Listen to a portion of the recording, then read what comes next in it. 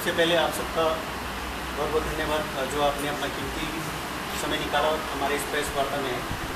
जैसे कि रवि जी ने भी कहा, इस प्रेस वार्ता का जो मुख्य उद्देश्य है हमारे प्रोस्पेक्टस लॉन्च करने के साथ साथ कौन से कोर्सेज बद्दी यूनिवर्सिटी में और हमारे जो वहाँ पे प्लेसमेंट्स हैं, क्यों बद्दी यूनिवर्सिटी के कुछ सवाल हैं जो हम आपके साथ डिस्कस करेंगे। सबसे पहले मैं आपके साथ बेसिक चीज़ डिस्कस करना चाहता हूँ। जब भी हायर एजुकेशन की बात करते हैं तो 2-3 सवाल जो किसी भी पेरेंट्स के माइंड में रहते हैं, हम भी पेरेंट्स हैं, आप सभी कहीं ना कहीं एक दूसरे से जुड़े हुए हैं बच्चों के केयर से।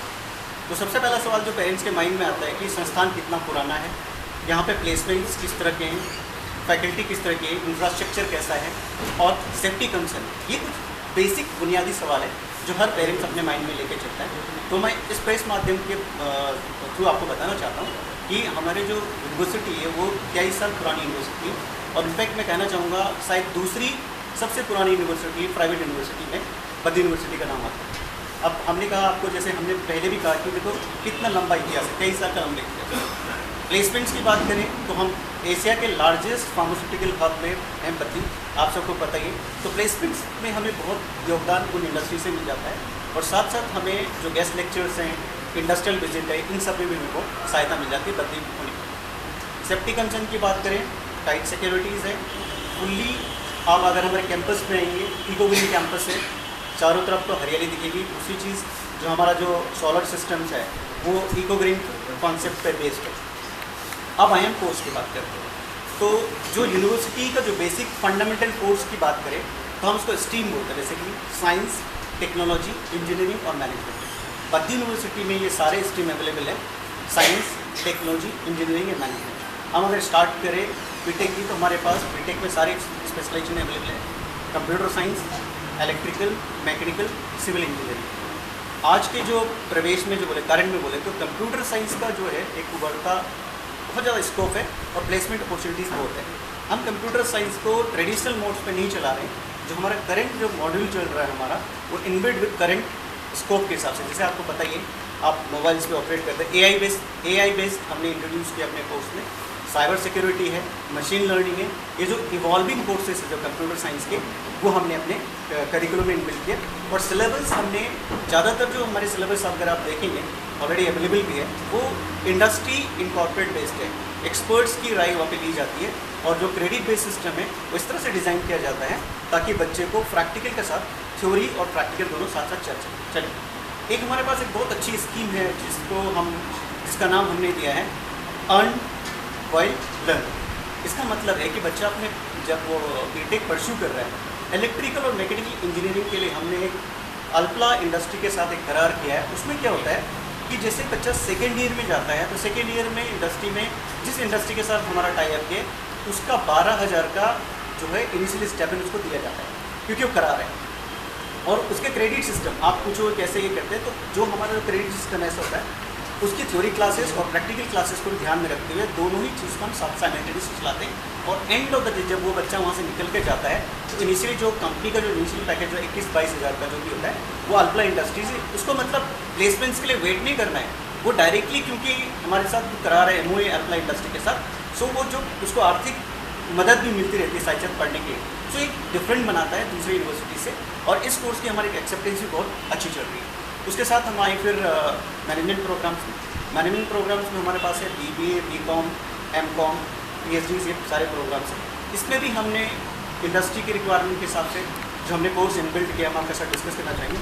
सप्लाई चेन मैनेजमेंट के हमारे साथ ओम लॉजिस्टिक्स लिमिटेड के साथ हमारा MOA है। ओम लॉजिस्टिक्स लिमिटेड जो है अगर इंडिया में गए तो 5th largest best logistics company में, वहाँ पे भी हमारा एक इंडस्ट्रियल टाई अप है, MOA है। बच्चे को क्या करते हैं हम लोग, उनके साथ टाई अप है तो वो जो सप्लाई चेन का कोर्स है एलोंग MBA कोर्सेज के साथ हम उनको प्रोवाइड करते हैं। और जैसे ही बच्चा फाइनली जो कोर्स को कंप्लीट करता है उनका अपना क्राइटेरिया है, सेट क्राइटेरिया है, उस सेट क्राइटेरिया को अगर वो क्लियर करता है तो इनिशियली हम उसको जो है जब 3rd या 4th सेमेस्टर में जाता है तो इनिशियली 21,000 की उसको पैकेज से हम लोग उसको MBA के स्टूडेंट्स को देते हैं। ऐसे ही हमने बहुत सारे चीज़ें, अगर कोई बैंकिंग में इंटरेस्ट है तो हमारे खुद के कैंपस में इंस्टीट्यूट ऑफ प्रोफेशनल बैंकिंग का कैंपस है, उसके साथ अगर कॉमर्स का बच्चा कोई अगर क्लास करना चाहता है तो बैंकिंग की तैयारी भी कैंपस में अवेलेबल है, वो वहाँ से परस्यू कर सकता है। उत्कर्ष बैंक है वो कैंपस में आता है, प्लेसमेंट्स के लिए करता है टाई अप से। हमारा इंडायरेक्ट तौर पे उनके साथ प्लेसमेंट टाइप है। वो अगर बच्चा स्पेशली बैंक की तैयारी करना चाहता है, ऐसी बहुत सारी चीज़ें हैं, टेली है, अकाउंट्स के बच्चों के लिए एडवांस SPSS सॉफ्टवेयर्स हैं, डिजिटल मार्केटिंग के जो कोर्सेज हैं, जो वैल्यूडेड कोर्सेज वो साइमल्टेनियसली चलते रहते हैं। HR के लिए हमारे पास हैदराबाद बेस्ड कंपनी है मिडिल अर्थ, उसके साथ हमारा टाई अप है, वो HR के स्पेशल एडवांस कोर्सेज भी कराते हैं। तो ये कुछ चीज़ें जो डिफ्रेंशिएट कराती है। इसके साथ साथ बच्चों को continuously guest lectures, industrial visit, ये हमारा एक रेगुलर पार्ट करिकुलम है, गेस्ट लेक्चर के साथ इंडस्ट्रियल विजिट, क्योंकि इंडस्ट्री बहुत आसानी से अवेलेबल भी हो जाती है और हमारी कोशिश रहती है कि हर बच्चे को एक सेमेस्टर में एटलीस्ट 1 या 2 इंडस्ट्रियल विजिट, तो गेस्ट लेक्चर तो हम 6-7 कराते रहते हैं। नेक्स्ट जो कोर्सेज हमारे पास है फार्मास्यूटिकल मैनेजमेंट, जिसमें हमारे पास B.Pharma, M.Pharma। तो आपको पता ही है बद्दी एशिया का लार्जेस्ट फार्मास्यूटिकल हब है, तो इसमें प्लेसमेंट्स की जहाँ तक मैं आपको प्लेसमेंट का डिस्कस करना चाहता हूँ। प्लेसमेंट हमारी मोस्ट ऑफ द उसमें अब 95 to 97% है, किसी स्ट्रीम में 100% भी है। जो 5 to 7% की बात हम कर रहे हैं, जो वो लोग क्या है उसमें से अभी नया ट्रेंड देख रहे हैं। कुछ बच्चे जो है अपना सेल्फ एम्प्लॉयमेंट करना चाहते हैं, तो उसके लिए भी यूनिवर्सिटी में एक हमने प्लेटफॉर्म प्रोवाइड किया है, उसको हम आइडिया फैक्ट्री भी बोल रहे हैं, और बूस्ट इनोवेशन इंक्यूबेशन फाउंडेशन है, वो मैं खुद देखता हूँ। उसका एक मेन मकसद जो हमारा ये है कि जितने भी बच्चे वहाँ पे हैं, जो लाइव हमारे नए जो टेक्नोलॉजीज़ आ रही है, एंटरप्रेन्योरशिप के लिए कौन कौन से चैलेंज है, कौन कौन से स्कीम्स हैं, वो भी हम टाइम पे एक्सपर्ट के साथ डिस्कस करके बच्चों को अवगत कराएं, ताकि बाद में ऐसा ना हो कि बच्चा, बहुत सारे बच्चे बोलते हैं कि नहीं सर हमें तो जॉब करनी नहीं है, हमें तो अपना स्वरोजगार करना है। तो उनको ये पता रहना चाहिए कि जब वो अपना स्टार्टअप करते हैं तो उसमें किस तरह के चैलेंजेस आते हैं, कहाँ से सोर्स ऑफ फंड आता है, कहाँ से इंक्यूबेशन सेंटर्स है। तो ये बहुत सारी स्कीम्स गवर्नमेंट की भी चल रही है, उस सभी अवगत हम कराते हैं। नेक्स्ट जो हमारे पास है फार्मास्यूटिकल साइंसेज के बाद हमारे पास नर्सिंग भी है, नर्सिंग कॉलेजेस।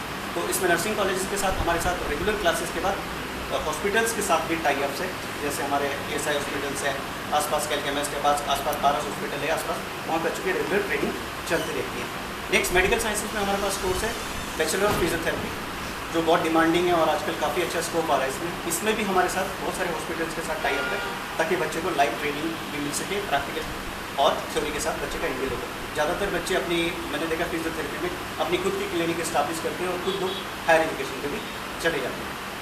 नेक्स्ट कोर्स हमारे पास है अप्लाइड साइंसेस बोले तो बेसिक साइंसेस, आप सबको पता है उसमें जो BSc केमिस्ट्री और माइक्रोबायोलॉजी जो बहुत डिमांडिंग है, वो कोर्सेज भी हमारी यूनिवर्सिटी में चल रहे हैं। ये तो कुछ बेसिक कोर्सेज हैं जो हमारी यूनिवर्सिटीज़ में सब चलते हैं, मैंने आपको बता दिया।